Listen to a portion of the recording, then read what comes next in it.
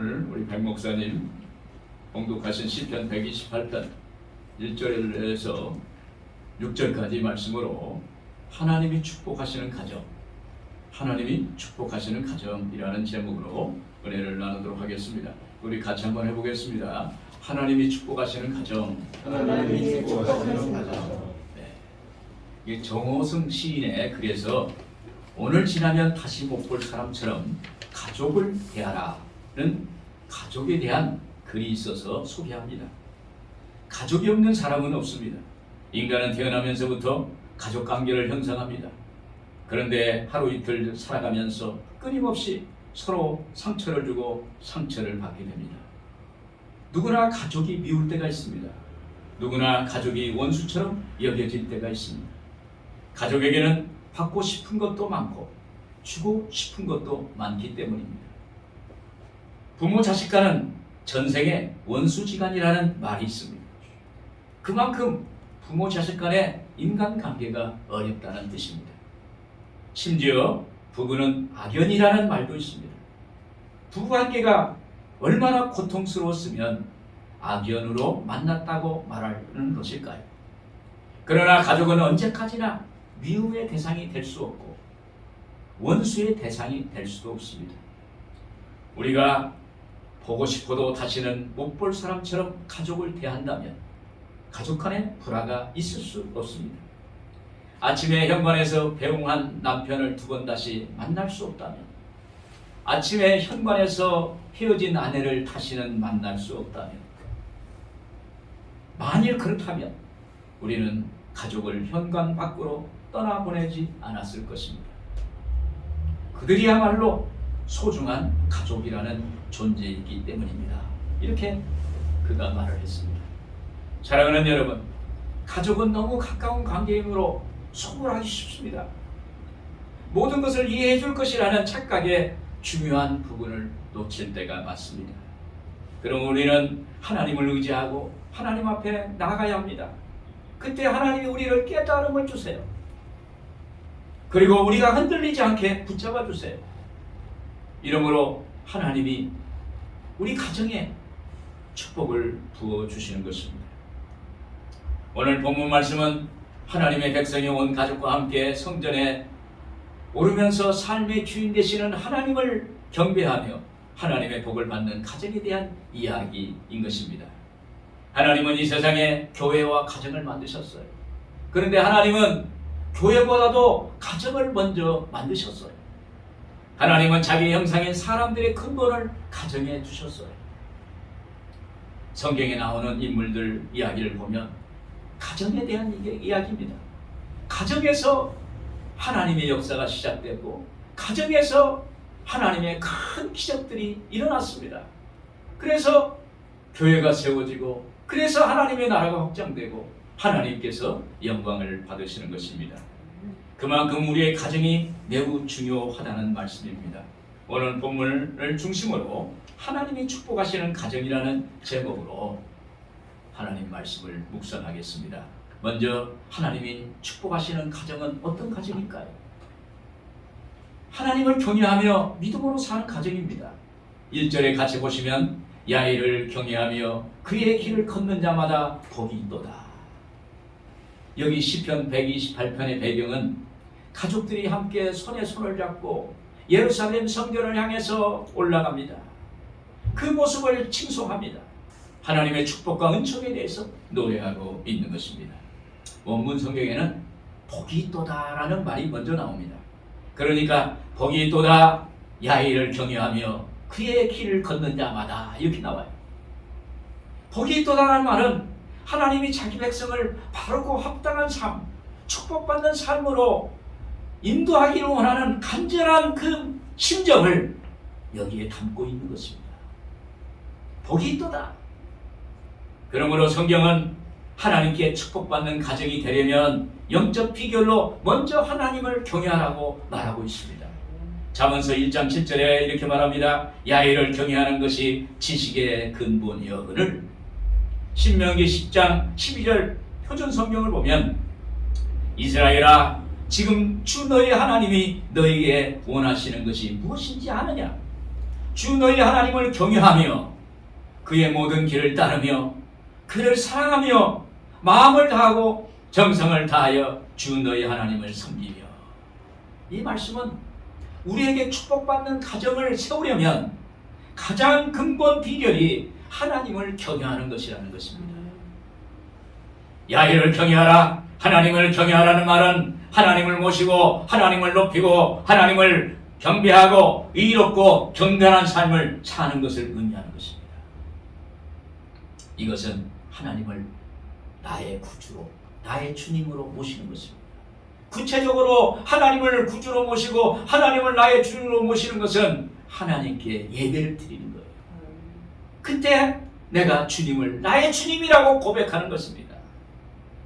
그래서 본문은 온 가족이 함께 하나님 계신 성전에 나아가 거룩한 마음으로 성경을 읽고 하나님께 예배를 드릴 때 그들의 가정이 회복되고 하나님의 축복과 평화가 넘쳐났다고 하는 것입니다.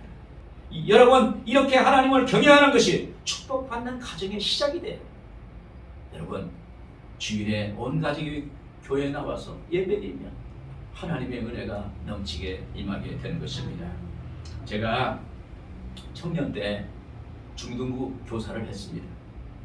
주일 일은 예배를 드리고 그리고 나서 중등부 예배를 드리고 또 중등부 공과 공부를 같이 하고 그 마치면은 교사들의 모임이 있어요. 교사들이 모임이 있으면 이제 거기에서 하루 일주일 동안 지냈던 이야기를 서로 주고받고 그럽니다. 그리고 거기서 자연스럽게 나오는 것이 자녀들 이야기를 해요. 자녀들 이야기하는데 아이들이 교회에 출석했다가 집에 가면 부모님이 안 계시거든요. 엄마가 안 계세요. 그러다 보니까 점심을 짜장면 배달을 해서 먹는다는 거예요. 그런데 아빠 엄마가 교회에서 봉사하고 있다고 생각하니까 아이들이 그것을 이해한다는 거예요. 그리고 불만이 없다는 거예요. 그래서 주일날 자기 집 문 앞에는 짜장면 그릇이 항상 쌓여 있다는 거예요. 그러면서 즐겁게 이 봉사하는 모습을 봤어요. 행복해 하셨어요. 여러분, 하나님께 예배드리고 경외하니까 그 가정이 하나님의 복을 받는 것입니다. 여러분들에도 이런 복이 있기를 주 이름으로 축원을 드립니다. 그리고 그의 길을 걷는 자마다 복이 있도다라고 말씀합니다. 그의 길은 하나님의 말씀과 법도를 따라가는 것을 말합니다. 표준세 번역에도 이렇게 말합니다. 그의 길을 주의 명에 따라 사는 것이 이렇게 말하고 있습니다. 한마디로 하나님의 언약을 말씀을 믿고 사는 사람은 하나님의 복을 받는다. 할렐루야. 구약의 역대기 상하서에 보면 이스라엘 족보 이야기가 나옵니다. 역대기 상서에 보면 1장에서 누가 누구를 낳고 나오다가 갑자기 4장에서는 야베스의 삶의 이야기가 두 절을 중간에 편입을 시키고 있어요. 하나님 나라의 족보를 말하면서 유다 자손의 장에 가서 그의 삶의 이야기가 들어가 있는 거예요. 어떻게 보면 하나님의 시선이 야베스를 바라보고 있다라는 것을 우리가 알 수가 있는 것입니다. 역대기상서 4장 9절에서 10절 표준 성경을 보면 야베스는 그의 형제들보다 존경을 받았는데 그의 어머니는 고통을 겪으면서 낳은 아들이라고 하여 그의 이름을 야베스라고 불렀다. 야베스가 이스라엘 하나님께 나에게 복에 복을 더하여 주시고 나의 영토를 넓혀주시고 주의 손으로 나를 도우시어 불행을 막아주시고 고통을 받지 않게 하여 주십시오 하고 간구하였더니 하나님께서 그가 구한 것을 이루어 주셨다. 할렐루야. 야베스는 그의 형제들보다 존경을 받았다고 족보에 기록된 것은 그가 하나님의 언약 백성으로서 하나님 말씀대로 살았고 하나님 말씀대로 믿고 그대로 살았기 때문에 그가 존귀한 사람이 됐고 존경받는 사람이 되었다고 말을 하고 있는 것입니다. 그리고 우리에게 복 주시기를 원하시는 하나님을 믿고 하나님께 이런 기도를 했어요. 복에 복을 다하여 주시고 내 지경을 넓혀주시고 확장시켜주시고 그리고 근심이나 환란이 없도록 해달라고 간구했습니다. 그랬더니 그대로 되었더라. 할렐루야. 그래서 야베스는 수고로이 낳은 존재였지만 하나님 앞에 약속의 말씀을 믿고 기도하고 그대로 살았더니 존귀한 사람이 되었다는 거예요. 할렐루야. 그래서 이스라엘의 하나님 나라의 그 족보에 기록되고 그의 삶의 일대기가 거기에 2절에 걸쳐서 기록되어 있다는 것입니다. 여러분, 하나님의 축복받는 가정은 먼저 주님이 나의 주님이심을 확고하게 믿고 그리고 예배를 드리는 것입니다. 말씀을 믿는 것입니다. 그리고 우리 가족은 하나님의 자녀라고 인정하고 그리고 하나님의 언약을 믿고 믿음으로 나가면 하나님의 복이 부어지는 거예요. 여러분, 우리가 이 세상 살다 보면 어려울 때도 있습니다. 문제 때문에 고민이 많을 때도 있습니다. 절망의 상황에서 몸부림칠 때도 있습니다. 죽음의 위기 앞에서 절규할 때도 있습니다. 이러할 때 우리는 어떻게 할까요? 오직 예루살렘의 하나님, 살아계신 하나님을 바라보고 주님의 십자가 바라보고 하나님을 경외하는 것입니다. 그리고 하나님께서 약속하신 그 말씀을 믿고 그 삶에서 버티고 믿음으로 살아가면 하나님은 반드시 응답하시는 거예요. 오늘 여러분 그 가정에 하나님이 복을 주실 줄로 믿습니다. 하나님은 복 주시기를 원하시는 하나님이에요. 우리를 지으신 하나님이에요. 우리 아버지가 되신 하나님이십니다. 우리를 책임져 주십니다. 오늘 우리의 가정에 하나님이 복을 내려 주실 줄로 믿습니다. 그리고 하나님이 축복하시는 가정은 부부 중심의 가정입니다. 2절 3절 우리 한번 같이 보겠습니다. 내가 내 손이 수고한 대로 먹을 것이라 내가 복되고 형통하리로다. 내 집 안방에 있는 내 아내는 결실한 포도나무 같으며. 이 말씀은 하나님을 섬기는 가정이 얼마나 건강하고 아름다운 것인가를 우리에게 보여주고 있습니다. 포도 향기가 그간 가정의 분위기를 우리에게 보여주시고 살맛 나는 가정의 모습을 보여주십니다. 시인은 성전에 올라가면서 남편 된 자들에게 칭찬과 격려를 아끼지 않습니다. 2절에 보시면 네가 네 손이 수고한 대로 먹을 것이라. 네가 복되고 형통하리로다. 여러분, 우리 인생을 살면서 우리의 손이 수고한 대로 그 대가를 받고 산다는 것은 행복한 것입니다. 살다 보면 온몸으로 수고를 했지만 인정받지 못할 때도 있어요. 열심히 노력하고 수고했지만 내가 원하는 결과를 얻지 못할 때도 있어요. 시편 127편 2절에 그랬습니다. 너희가 일찍이 일어나고 늦게 누우며 수고의 떡을 먹음을 이 헛되도다. 아침 새벽부터 일어나고 저녁 늦게까지 일을 했지만 그 수고의 떡이 헛되다는 거예요. 아무것도 없다는 거예요. 우리의 전생을 다 바치고 새벽부터 저녁까지 온전히 달리고 뛰고 굴리고 했지만은 손에 쥐어진 것이 만약에 마지막에 종말에 손에 쥐어진 것이 없다면 정말로 허망한 것입니다. 빈손이 되면 아무것도 필요 없는 것입니다. 모든 것이 헛되도다. 그런데 오늘 본문 2절에 그랬습니다. 네가 네 손이 수고한 대로 먹을 것이다. 할렐루야. 이 말씀은 남편된 자들에게 주는 최고의 축복의 말씀입니다. 행복한 남편의 모습입니다. 여러분, 남편이 제일 멋있을 때가 뭐라고 생각하십니까? 무엇을 할 때? 남편이 가족을 위해서 열심히 일할 때라고 합니다. 수고하여 가족들을 부양할 때 생활의 만족도가 높아지고 거기서 행복을 느끼는 것입니다. 남성들은 대개 자기 일을 성취하고 그 성취하는데 뭘 성취하느냐? 자기의 일을 통해서 성취하고 자기의 삶을 그걸 통해서 일을 통해서 실현해 나가는 거예요. 자기의 삶을 구현해 나가는 것입니다. 거기에서 만족감을 얻고 거기에서 행복을 얻는다는 거예요. 그러므로 남편이 자기 역할을 잘할 때 그 가정에 복이 임하는 것입니다. 3절에 그랬습니다. 내 집 안방에 있는 내 아내는 결실한 포도나무 같으며 내 식탁에 둘러앉는 자식들은 어린 감람나무 같으리로다. 여기서 결실한 포도나무는 하나님을 섬기는 가정에 부어주시는 축복에 대해서 말하고 있습니다. 결실하다, 생육하다, 번성하다라는 뜻입니다. 그리고 포도나무는 하나님의 풍성한 축복의 결실, 즉 가정의 번영과 화목을 상징합니다.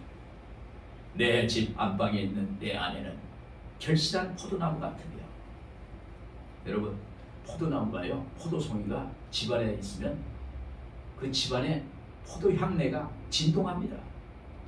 온 집안의 구석구석까지 포도 향기가 그냥 스며드는 거예요.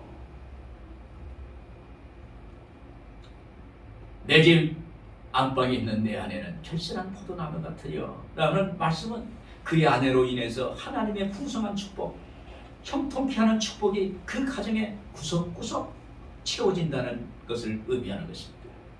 여러분, 그렇지 않습니까? 집안에 아내가 있으면 무엇을 안 해줘도 편합니다. 아내 존재 그 자체만으로도 만족하는 거예요. 그런데 아내가 외출하고 나면 어딘지 모르게 허전해지는 것입니다. 그러므로 부부간이 서로 존재를 인정하고 아껴야 합니다. 요즘 노래도 있죠? 있을 때 잘해. 그렇지 않아요? 있을 때 잘해. 있을 때 잘해야 하는 거예요. 또 포도나무가 많은 결실을 맺기 위해서는 봄부터 죽은 가지를 잘라주고 병든 가지를 쳐주고 가지를 깨끗이 가꾸어줘야 하는 것입니다. 그리고 지지대를 받쳐줘요. 여러분, 대구도 가면 포도밭이 많아요. 그 포도밭은 T자형으로 지지대를 꼭 받쳐줘요. 포도나무나 등나무는 넝쿨 식물이기 때문에 지지대가 필요해요.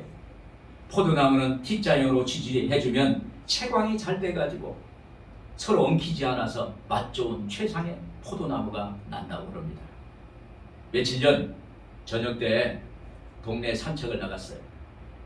어디선가 꽃의 향기가 아주 진동을 해요. 그래서 그곳을 찾아갔더니 등나무 꽃이 활짝 피었어요. 1층 규모의 그 쉼터였는데 그 쉼터의 그 위에 등나무가 이렇게 있는데 촘촘히 있어요. 거기에 그 등나무 꽃이 마치 포도송이처럼 그냥 주렁주렁 열렸어요. 주렁주렁 꽃이 피었어요. 거기서 향이, 등나무 꽃 향기가 아주 그냥 진동하는 거예요. 제가 처음으로 이 등나무 꽃이 이렇게 향기가 있다는 건 이번에 처음 알았어요. 향내가 사방에 진동합니다. 보니까 그 큰 원통 파이프가 지지대를 만들어 가지고 그걸 등나무를 받치고 있는 거예요. 그때 제가 깨달았습니다. 포도나무 열매가 많이 맺히는 것도 T자형 지지대가 있어야 해요. 등나무 꽃도 지지대가 필요한 식물이구나. 포도나무는 남편의 아내인데 열매를 많이 만들면 지지대인 남편이 든든히 받쳐줘야 돼요. 포도나무는 연약합니다. 그러나 지지대가 있으면 열매가, 풍성한 열매가 맺히고 당도가 좋고 향기가 있는 포도송이가 주렁주렁 열리게 된다는 것입니다. 미국의 어느 가정 이야기입니다. 어느 가정주부가 글쓰기를 좋아했답니다. 그런데 결혼하고 나니까 아이를 양육하다 보니 글을 쓸 수가 없었어요. 그래서 한동안 쓰지 않았습니다. 그런데 어느 날 시간이 좀 나서 글을 쓰기를 시작했습니다. 그런데 어느 날 우연히 남편이 아내의 책상에서 아내의 글을 발견했습니다. 남편이 읽어보니까 너무 좋은 거예요. 그래서 자기 아내에게 칭찬을 해줬습니다. 당신의 글을 우연히 읽었는데 당신 정말 훌륭한 작가야. 이 글은 꼭 출판됐으면 좋겠어. 문체도 좋고 내용도 너무 좋아요. 이렇게 격려를 했어요. 그러자 아내는 힘을 얻어서 남편의 격려의 말을 들으면서 글쓰기를 다시 시작했고 그 책이 출판됐는데 세계적인 베스트셀러가 됐다는 거예요. 할렐루야. 이렇게 격려하고 남편이 지지대가 돼주고 아내를 칭찬해주고 지지해주니까 거기에 놀라운 역사가 나타나는 거예요. 놀라운 포도송이보다 더 많은, 더 좋은 결실을 얻게 된 것입니다. 여러분, 아내가 결실한 포도나무가 되려면 남편의 지지와 격려가 필요합니다. 베드로전서 3장 7절 표준성경을 보면 남편 여러분, 이와 같이 여러분도 아내가 여성으로서 자기보다 약한 그르심을 이해하고 함께 살아야 합니다. 그리고 생명의 은혜를 함께 상속받을 사람으로 알고 존중하십시오. 그렇게 해야 여러분의 기도가 막히지 않을 것입니다. 이렇게 남편과 아내가 서로 인정해주고 격려하면 행복한 가정이 되는 것입니다. 이때 여러분이 하나님께 올리는 그 기도가 막히지 않고 상달되고 하나님께 올라가고 응답이 된다는 거예요. 할렐루야. 여러분, 가정이 평화가 돼야 돼요. 화목해야 돼요. 그때 기도가 하나님께 응답이 돼요. 또 부모 자식 간에도 부부 중심이 돼야 돼요. 가정은 부부 중심이 돼야 돼요. 부부 간에 먼저 소통하고 화목한 가정이 돼야 돼요. 그 다음 자녀에게 관심을 가지면 숨기는 가정이 됩니다. 축복받는 가정이 돼요. 그런데 어느 가정 보면 부부간에 남편과 아내가 서로 사랑하고 먼저 이렇게 해야 되는데 남편은 자식을 사랑하고 또 부인도 다른 자식을 사랑하고 서로 엇갈려서 사랑하는 거예요. 그러니까 그 가정이 엮이는 가정이 돼가지고 그 가정이 항상 불편한 거예요. 부부간에도 불편하고 자식들도 불편한 거예요. 그래서 그 가정에 막혀버린 거예요. 영적으로 막히니까 하나님의 복을 받을 수가 없는 거예요. 여러분, 서로가 남편과 부인이 서로가 사랑하고 아끼고 격려하고 지지하고 부부 중심의 가정이 될 때 하나님께서 그 가정에 하나님의 놀라운 복을 부어주실 줄로 믿습니다. 끝으로 하나님이 축복하시는 가정은 자녀들이 잘 성장해 가는 가정입니다. 3절 하반절에 내 상에 둘린 자식은 어린 감람나무 같으리로다. 어린 자녀들은 잘 먹여야 돼요. 그때 잘 성장합니다. 그런데 우리가 어려울 때는 먹는 것도 부담스러울 때가 있어요. 자식을 먹여야 되는데 먹이는 것이 부담스러울 때가 있을 때가 있습니다. 그러나 하나님을 믿는 자녀들은 감람나무같이 훌륭하게 잘 커서 하나님 나라에 쓰임받기 때문에 더 많이 투자해야 할 대상인 것입니다. 감람나무는 그 목재를 예루살렘 성전을 지을 때 기둥으로 씁니다. 그리고 감람나무 기름은 짜서 성전을 밝히는 그러한 기름으로 쓰는 그러한 제목이 되는 거예요. 그래서 자녀들을 어린 감람나무와 같다고 말하는 것입니다. 또 자식들은 야해의 기업이라고 했습니다. 시편 127편 3절 4절 보겠습니다.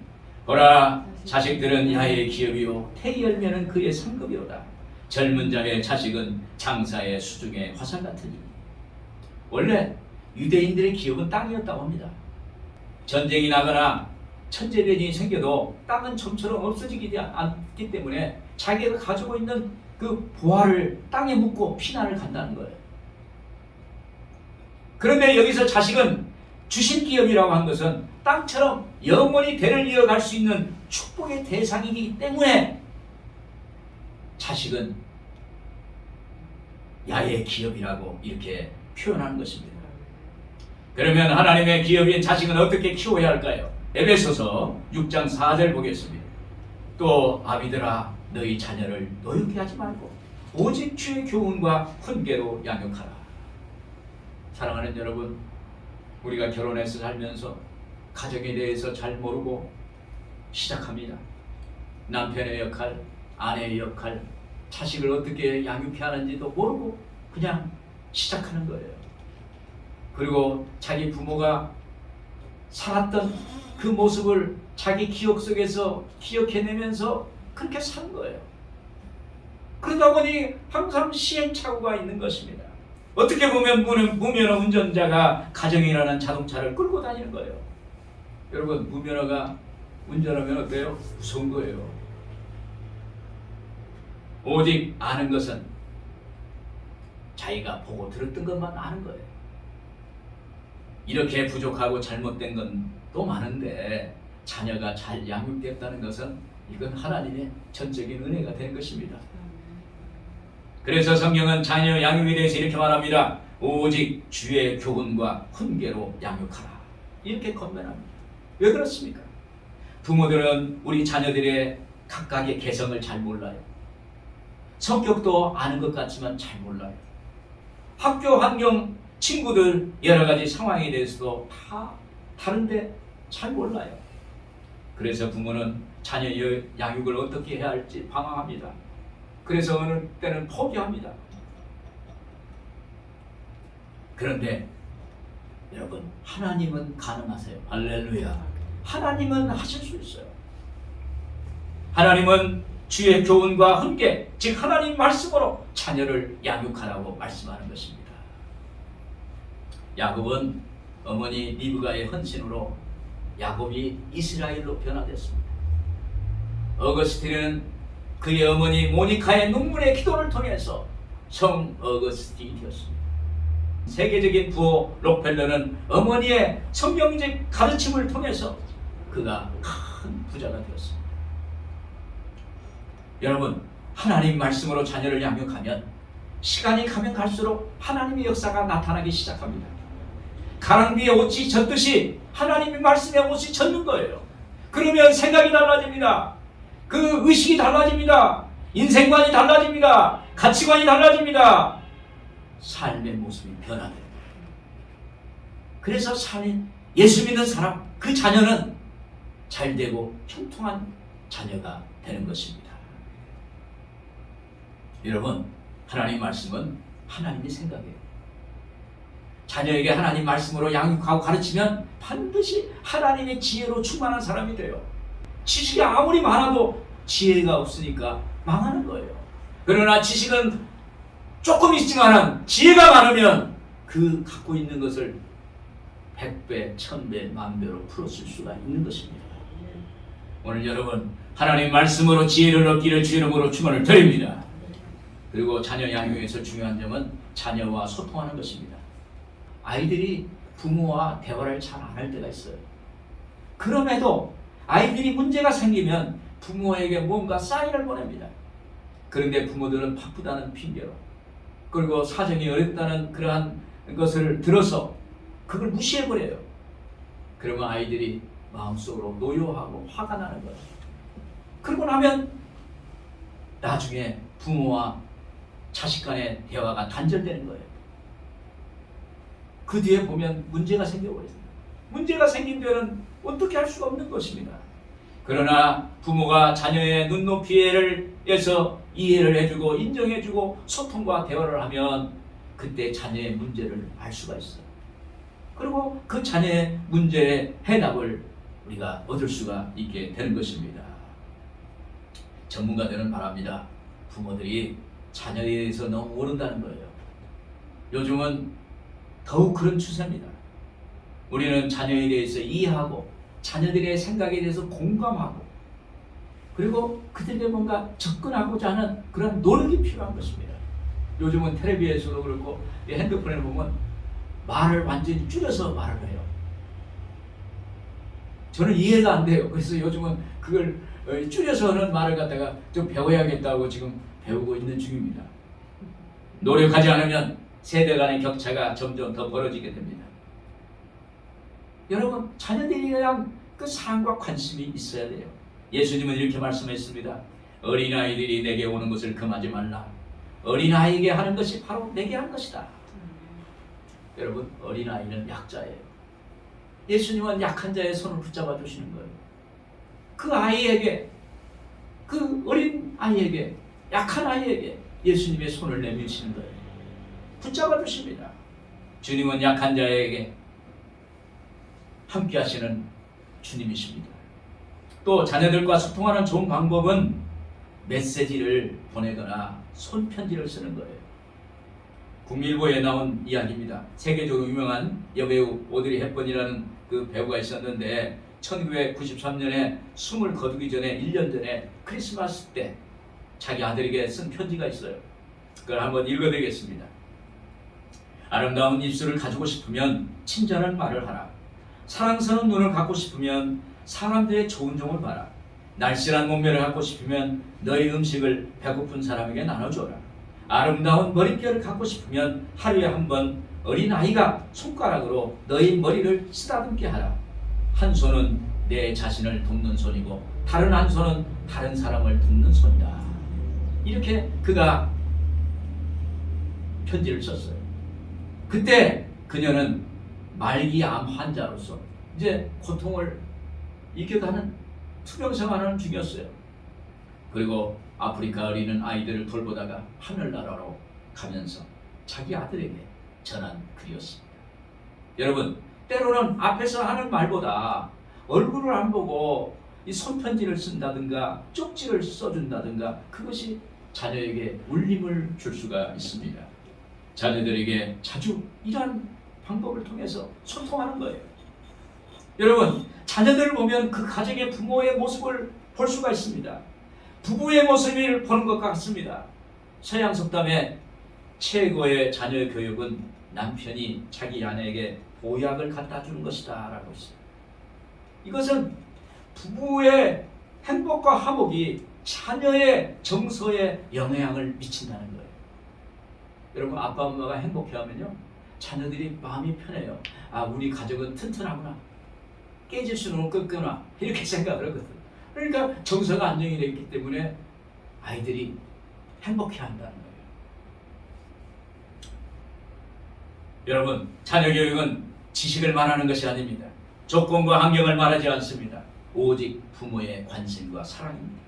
여러분, 하나님이 우리를 끝없이 사랑하시고 용서하신 것 같이, 끝없이 우리를 위해서 희생한 것 같이 우리도 끊임없이 자녀들에게 사랑과 관심을 베푼다면 건강한 자녀가 될 수가 있는 것입니다. 결론적으로 여러분, 하나님을 경외하면서 살고 계십니까?